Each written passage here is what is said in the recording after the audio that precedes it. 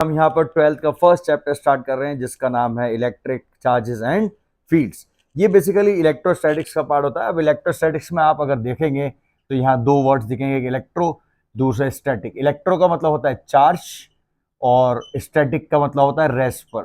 तो यहाँ इस चैप्टर में बेसिकली हम पढ़ते हैं चार्जेस अगर रेस्ट पर हैं तो वो अपने आसपास क्या इफेक्ट्स प्रोड्यूस करते हैं। तो बेसिकली हम यहाँ सबसे पहले ये जाने कि भाई चार्ज है क्या चीज़, है ना, क्यों बार बार हम यहाँ पर चार्ज का नाम लेंगे। तो चार्ज एग्जैक्टली एक ऐसे ही फंडामेंटल प्रॉपर्टी है जैसे किसी बॉडी की मास एक फंडामेंटल प्रॉपर्टी होती है। तो बॉडीज के पास अगर चार्जेस होंगे तो या तो वो एक दूसरे को रिपेल करेंगी या फिर अट्रैक्ट करेंगी। देखिए यहाँ पर ऑल दो मैंने इसकी डेफिनेशन लिखी हुई है और इसका एसआई यूनिट जो होता है वो कूलम होता है, ठीक है। और इसका सीजीएस यूनिट क्या होता है, बेसिकली ईएसयू, इलेक्ट्रोस्टैटिक यूनिट, या फिर हम उसको स्टैट कूलम भी बोलते हैं। तो एक कूलम में 3 × 10⁹ ईएसयू रहते हैं। अब भाई ये तो जाने हम लोग कि चार्ज बॉडी में कहाँ होते हैं, ठीक है ना। तो एटम का नाम सब ने सुना होगा।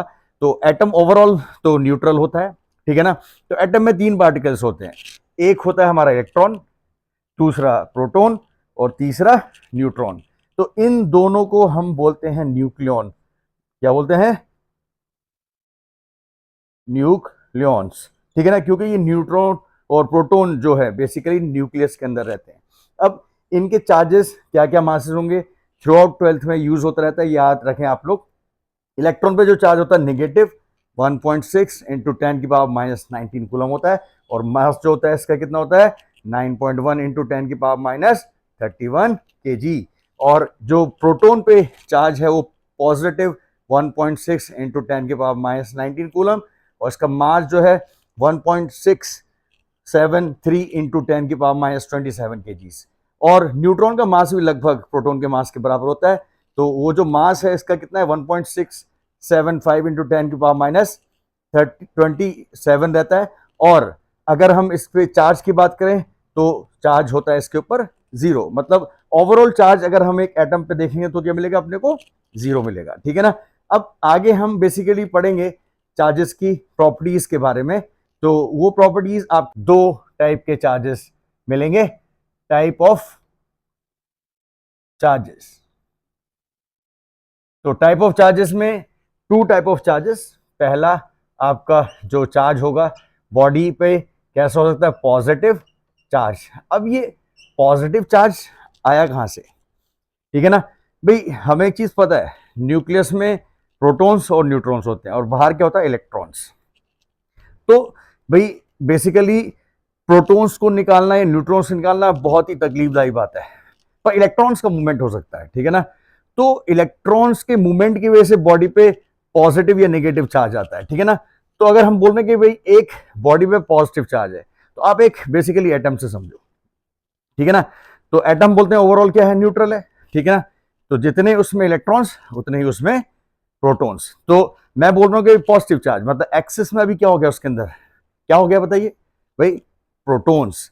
मतलब इलेक्ट्रॉन्स कम हो गए तो इलेक्ट्रॉन्स बाहर गए। जैसे हम अगर बोलें कि ये बॉडी है हमारे पास, ठीक है ना, और मैं बोल रहा हूं कि इसके ऊपर चार्ज है पॉजिटिव, मतलब उसके एटम से इलेक्ट्रॉन्स कहां गए होंगे, बाहर निकले होंगे, मतलब लॉस ऑफ इलेक्ट्रॉन।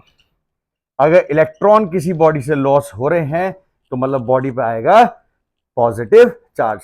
दूसरे तरीके का चार्ज जो अपने को देखने को मिलेगा वो क्या मिलेगा, नेगेटिव चार्ज। तो नेगेटिव चार्ज का मतलब क्या भाई, एक्सिस में इलेक्ट्रॉन्स हो गए, ठीक है ना। तो एक्सिस में अगर इलेक्ट्रॉन्स हैं किसी बॉडी पर, इसका मतलब भाई इलेक्ट्रॉन्स उसके ऊपर बाहर से आया होगा, ठीक है ना। तो मतलब बॉडी पर ओवरऑल चार्ज अपने को नेगेटिव दिखेगा। तो गेन ऑफ इलेक्ट्रॉन्स तो वो अपने को देगा नेगेटिव चार्ज बॉडी के ऊपर, पहली प्रॉपर्टी है, ठीक है। अब इसके कॉम्बिनेशन की अगर हम बात करें तो 3 तरीके कॉम्बिनेशन मिल सकते हैं चार्जेस के, पॉजिटिव पॉजिटिव, नेगेटिव नेगेटिव और पॉजिटिव नेगेटिव। मतलब हम बोलते हैं भाई ये एक जैसा कॉम्बिनेशन है, ठीक है ना, मतलब सिमिलर चार्जेस।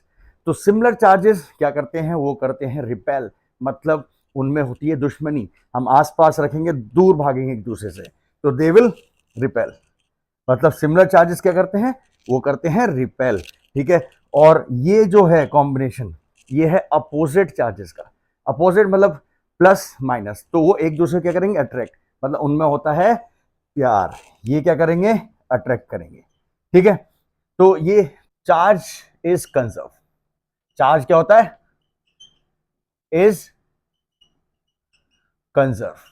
अब कंजर्वेशन ऑफ चार्ज का मतलब क्या है कि भाई अगर एक सिस्टम है और उस सिस्टम में मान लीजिए, जैसे मैं यहां पर एक डब्बा बना दूं, उस डब्बे में मैं 2-3 बॉडीज लेता हूं, इस पे +2 कूलम चार्ज, इस पे -5 कूलम चार्ज, इस पे +3 कूलम चार्ज, ठीक है ना। तो ओवरऑल अगर मैं इस बॉडी पे या इस सिस्टम पे चार्ज देखूंगा तो क्या मिलेगा, 0। इस सिस्टम पे ओवरऑल चार्ज कितना है भाई, 0, जितना पॉजिटिव उतना ही निगेटिव है। तो ये बॉडीज पे नेट चार्ज अपने को हमेशा कितना मिलना है, 0। ऑल्दो ये चार्ज एक दूसरे पे ट्रांसफर हो सकता है, ठीक है, उसमें अपने को कोई तकलीफ नहीं है। जैसे मैं सिंपल सी बात बोलूं कि भाई इस डब्बे में ये बॉडी 1, 2, 3, ठीक है ना, तो इस बॉडी 1, 2 और 3 के ऊपर 2, 3, इस पर हो गया 5 कूलम चार्ज, इस पर आ गया +1 कूलम चार्ज। अब मैं अगर पूछूं इस थर्ड बॉडी पे चार्ज क्या होगा, अभी भी भाई चार्ज इस पे ओवरऑल कितना मिलना चाहिए, 0 मिलना चाहिए। तो 5 + 1 + Q = 0। तो Q कितना आना चाहिए, -6 कूलम।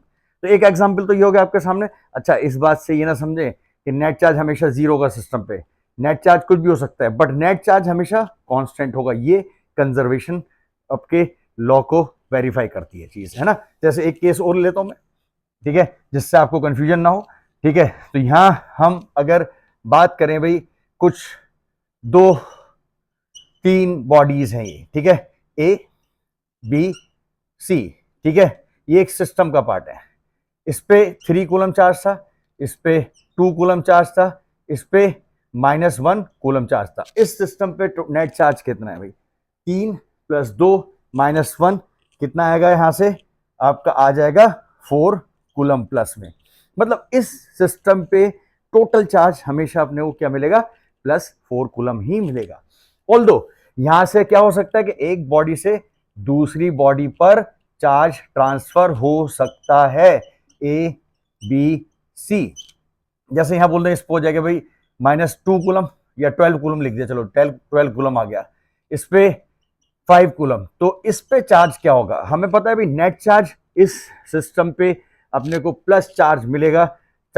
तो कितना, यहां से हम देखें -12 + Q + 5, ये 4 कूलम के बराबर दिखेगा। तो यहां से अगर आप देखेंगे -12 + 5 कितना आ गया, -7, वो उधर चला जाएगा, तो मतलब Q कितना मिलेगा, 11 कूलम होगा इस सिस्टम के बॉडी बी के ऊपर पर्टिकुलरली, है ना। तो यहां से हम क्या समझे कि भाई ओवरऑल चार्ज, ठीक है ना, एक सिस्टम पे हमेशा क्या रहना है, कांस्टेंट रहना है, ये कंजर्वेशन ऑफ चार्ज कहलाता है।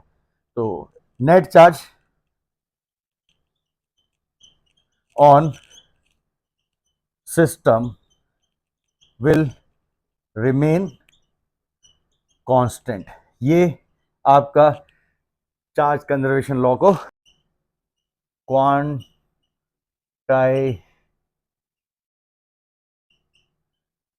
Of charge. तो क्वांटाइजेशन ऑफ चार्ज की अगर हम बात करें, इसका मतलब सिंपल सा ये है कि भाई किसी भी बॉडी पे जो चार्ज आएगा वो एक स्मॉलेस्ट चार्ज का इंटीजर मल्टीपल होगा। और वो स्मॉलेस्ट चार्ज क्या होता है, इलेक्ट्रॉन के ऊपर जो चार्ज है, अरे समझे भाई, ठीक है। तो यहां से अगर मैं बोलूं तो charge on any body is integer multiple of e. E कितना होता है, 1.6 इंटू 10⁻⁻19 कूलम, ठीक है ना। तो Q is basically N into E, plus या माइनस मतलब लॉस ऑफ इलेक्ट्रॉन है तो प्लस, गेन ऑफ इलेक्ट्रॉन है तो माइनस। अब इसको ऐसे समझ सकते हो आप लोग कि भाई हम अगर बोलें कि दुकान पे हम मान लेते हैं कि भाई सेब लेने गए, तो मैं उससे बोलूँ कि भाई आधा सेब दे दो मुझे, तो आधा सेब तो नहीं देगा आपको, किस तरीके से सेब देगा, 1 2 3 4, मतलब वो इंटीजर मल्टीपल में ही देगा एग्जैक्टली। किसी बॉडी पे चार्ज अगर आएगा वो इंटीजर मल्टीपल ऑफ चार्ज ही होगा। मतलब ऐसा नहीं कि एक बॉडी ए है तो इस पर अगर चार्ज है या हम इसको इलेक्ट्रॉन्स दे रहे हैं तो इस पर जो क्यू आएगा वो कितना आएगा भाई, बेसिकली तुम्हारे पास 5e आएगा माइनस साइन के साथ। अब ऐसा नहीं होगा कि भाई इस पे जो चार्ज है ए पर वो 2/3e हो जाए या 5/3e हो जाए, तो ये चीज यहाँ पर गलत है, ठीक है। It doesn't follows quantization rule, ठीक है ना। अब लास्ट प्रॉपर्टी जो है चार्जेस की वो आपकी होती है कि चार्ज क्या है, एक इनवेरिएंट चीज होती है। इनवेरिएंट का मतलब क्या है भाई, इस पे बेस सवाल भी आया हुआ है, ठीक है ना। तो चार्जेस इनवेरिएंट, चार्जेस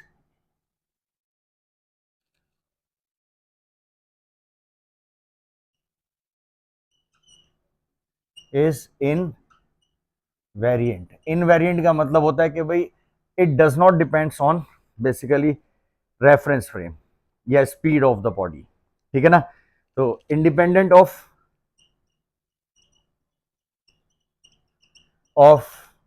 स्पीड और बेसिकली रेफरेंस फ्रेम, ठीक है। मतलब मैं बोल दूं कि हमारी जो बॉडी है वो भाई स्पीड ऑफ लाइट के आसपास किसी स्पीड चल रही है तो चार्ज उसके ऊपर चेंज होगा क्या, नहीं होगा। वो जो पहले चार्ज था वही चार्ज बॉडी पे रहेगा।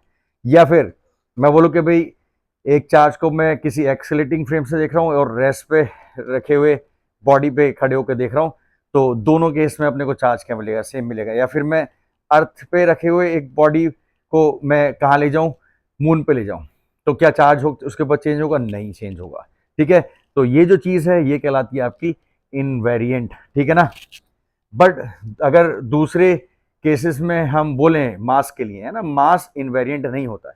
तो आइंस्टाइन के हिसाब से अगर हम उसकी रिलेटिविटी थ्योरी में देखते हैं तो मास स्पीड के साथ साथ क्या होता है, बॉडी का चेंज होता है। तो m is equal to m0 √1 - v²/c²। इस तरीके से बेसिकली जो है बॉडी पे मास चेंज होता है according to the speed of body, ठीक है। Thank you, please like it, share it and subscribe my channel.